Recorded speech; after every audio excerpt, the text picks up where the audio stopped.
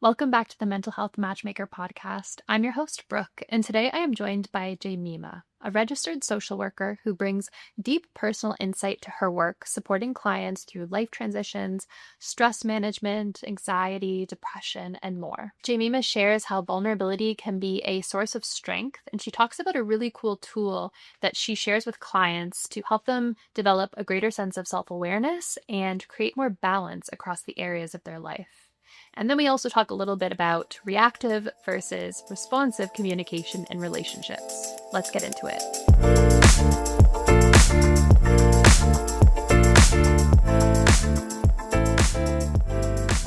Welcome to the podcast. I'm excited to have you here. Thank you, Brooke. Yeah. What do clients come to see you for? I work with different kinds of problems, issues for clients. Most of it related to identity crisis, mental health, different diagnoses, overthinking. I specialize in individual therapy, but in the past, I work with families, caregivers when I work in a hospital. Can you share like a tiny bit about maybe a moment that you had where you realized this is something you were really passionate about? So I grew up in a very unique situation. If you watch Modern Family, for example, it's called like blended family. It's pretty common here when you have a dynamic of family with different, not like biological parents. It's pretty common in North America. But where I grew up in Indonesia, it's not too common to open up about that kind of family. Early on in my life, it was very rough. So especially during teenage phase, it was kind of like a dark space that I experienced. A lot of it related to my identity, like who I am, why I grew up in this space, why I become this type of person, and then need of kind of like seeking acceptance and love from people around me. But at that point, someone helped me as a mentor. So that becomes a very crucial stage of my life where I was helped by someone and their background is psychology. So that process got me into psychology. And then in my undergrad, I took a minor in clinical psychology. I did a lot of research about step families, blended families, and help young people in that situation. And then helping people to understand your own vulnerability, your own history could become your very strong healing journey.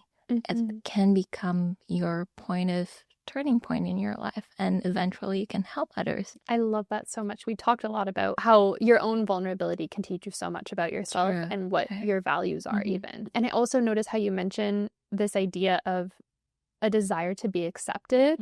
And that's my favorite part about therapy is just feeling seen by the person that you're in the room with and knowing that all of you can be witnessed and all of it is accepted.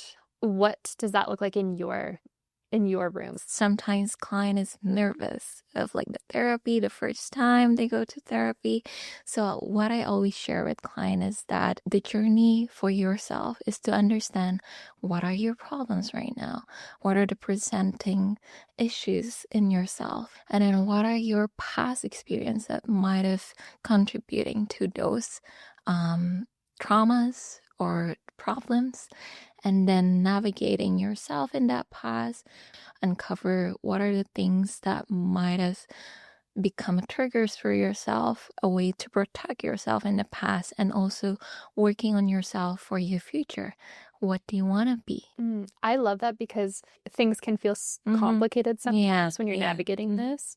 The breakdown of like past, present, future just provides a little bit of structure. True. Although when you start to dissect it all, it's all overlaps. It all overlaps. So not to say that it's going to be these like neat, tidy boxes. No. Yeah. But it visually makes it easier to understand, I feel. Definitely. So I always assess what are the current state for clients, and sometimes it overlaps major part of their past, but sometimes they just wanted to focus on the present. So I always share to my client, there's a good visual. I'm going to share it to you later. Yes. It's different life aspects that we have. I always believe that there are different areas of life that are crucial. It depends on people's interpretation, but those such as family, relationships, yourself, your health, mental health, physical health, education, future, finance, those crucial aspects of your life that I usually share to client visually, and then for them to really assess what are their scores in their different aspect of life. And sometimes one aspect, which is sometimes mental health, kind of causes this overcloud of all the different aspects that they have that are actually good. Because sometimes when we're deep in that thoughts, or we're deep in our own kind of worries or anxieties, it becomes the theme of our life. But when we see the overall view, it's only one aspect that we're struggling in whole space. Yeah, I've been there before. I'm sure that we all can relate to that. Yeah. When there's something that's difficult going on in your life and it feels like it pulls you down and almost narrows the focus into that and only that. We need to see the overall view, and that's what therapy is all about, right? You're here to be able to see that, to be able to open up with someone that can help you see the overall view of your life. It might not seem kind of good in the beginning, but it's good that you're going through that journey in therapy. Yeah. And sometimes just the feeling, if we can't put a word to it, it can almost feel more confusing and more overwhelming. So I think even just having that as a guide to be able to ask ourselves, like, what area do I feel like I'm not able to be present in, or what area do I feel I'm neglecting? That might provide some clarity. I think early on you also mentioned that we can see ourselves differently in different stages of life. I remember growing up and really at one point it was a difficult year and I was really, really struggling with specific subjects in school, but I really cared about doing a good job and it just wasn't, the things weren't clicking. And then outside of the school aspect, I was a dancer. And that part of my life meant more to me than anything. Like, I was obsessed with being at the dance studio, being the best I could be. And so that area was so intact for me. Like, I would never miss dance. I see. And then at school, I remember feeling like everything's falling apart. And I did not know how both of those things could coexist at the same time. So I feel like that visual would have been helpful for me to see that I can have it like together in one area, and in another area there might be struggle or difficulty. Both of those areas are me, and giving ourselves that permission to remember that we have many layers to us. We're complex beings. So we're very complex. I would say, like, I really appreciate you sharing your school journey. The goal is not to have all of them intact, but sometimes finding balance in all of those, right? We haven't even talked about like being resilient, like, because sometimes that's also the key of healing. I have one analogy. It's called kintsugi. I'm not sure if you heard of it. If you see like a pot and you like throw it, it becomes really expensive, those broken pots, when you kind of recover it with like golden. You melt the gold and then you kind of use that gold as like the glue to recover that pot, and it becomes really valuable piece. Those vulnerable past, those vulnerable self can become your valuable piece of your life.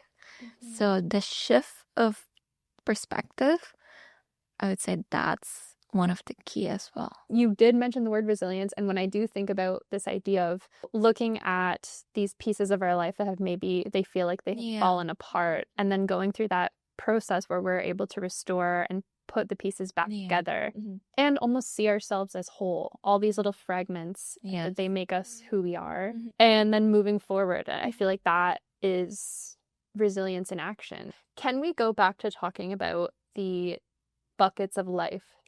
That concept and that visual. What are those categories again? It differs, like different theories. Some have like 5 categories, some have 8 life aspects, but I identify like 9 that are applicable, but not every aspect would be applicable for everyone.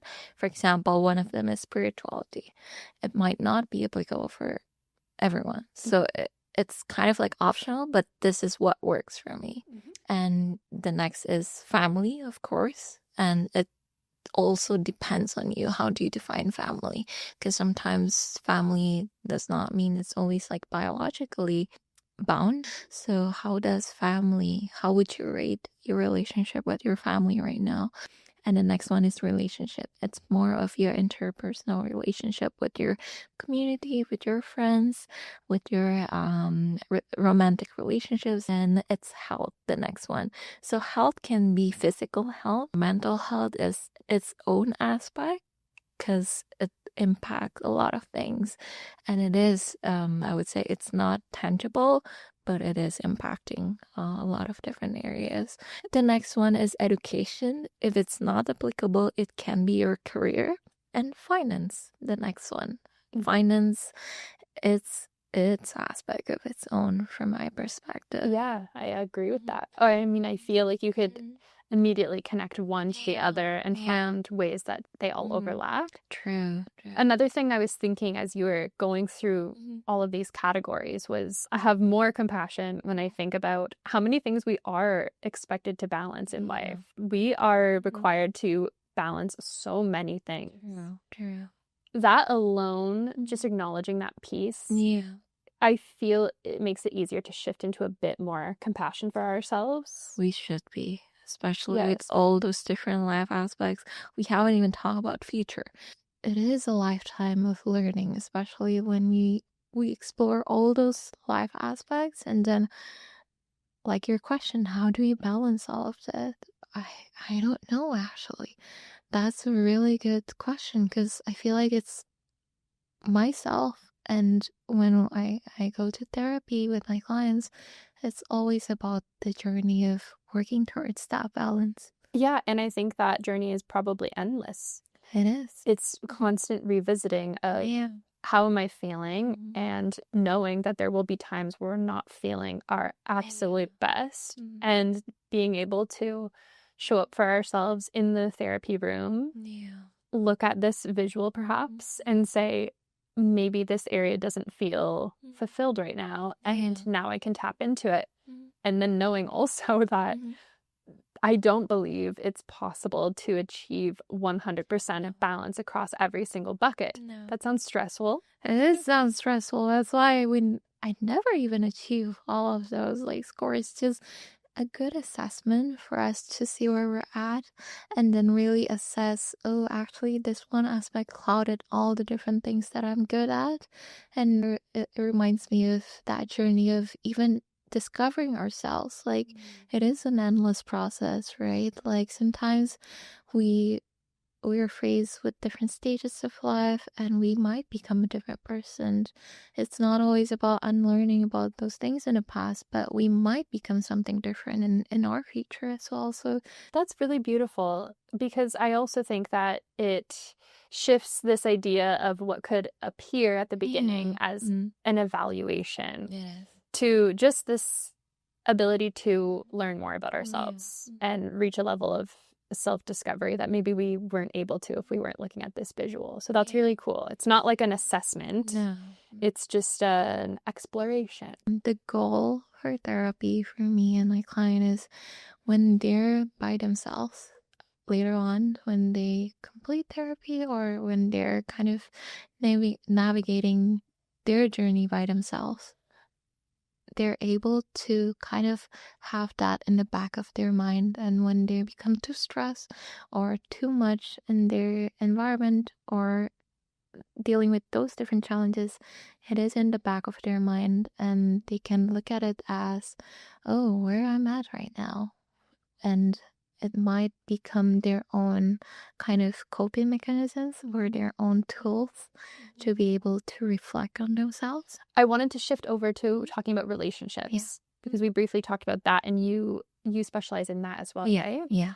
Specifically within relationships, I wanted to ask you, about communication and this idea of reacting when we're triggered versus responding in a more connected way from a more connected place.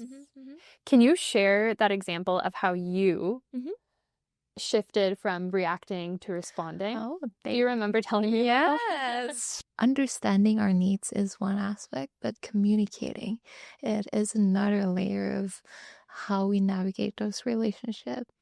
When I share to you, it's more about family relationship. For example, I have a sibling, and then sometimes my sibling becomes really reactive. So like the high notes of high pitched voice. Usually my instinctive response was to respond in that high pitched voice. But when I learn about different skills in therapy, there one thing that I learned is to just pause and then try to take yourself off from that space and then give yourself time to kind of hold on.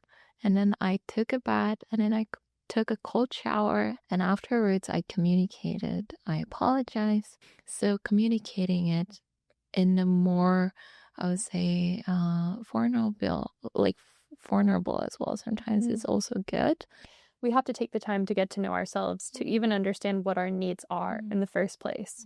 We might not even be aware of a particular need we have. And so if we go into this, and inevitably there's conflict that arises and we're triggered, but we don't know why or what it's touching on, that makes it feel really overwhelming and potentially more difficult to come to a place where we're resolving things. So I love that therapy gives us that too. And sometimes it is really hard to get into that deeper level of needs, but it can be sometimes like our needs to be kind of affirmated or even validated. But how?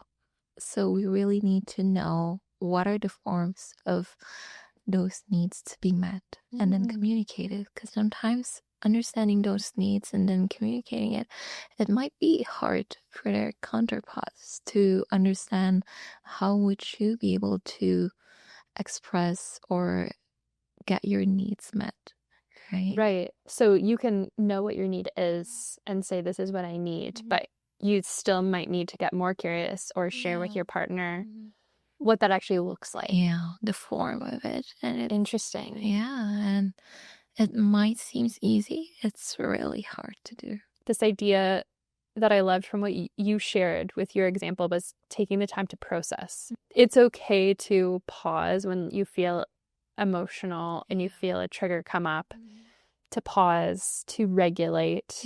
Yeah, it's just not avoiding it at all, but like after a while, after you take your time revisiting it in a more grounded space.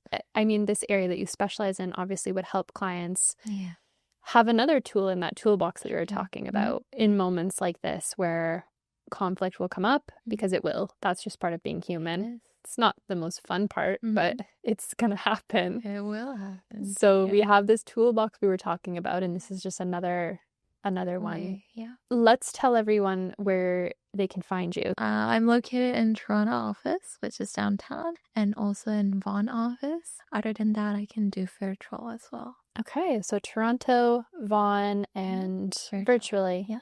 Lovely. It's been an absolute pleasure having you on. Thank you for all that you've shared. Thank you so much for today.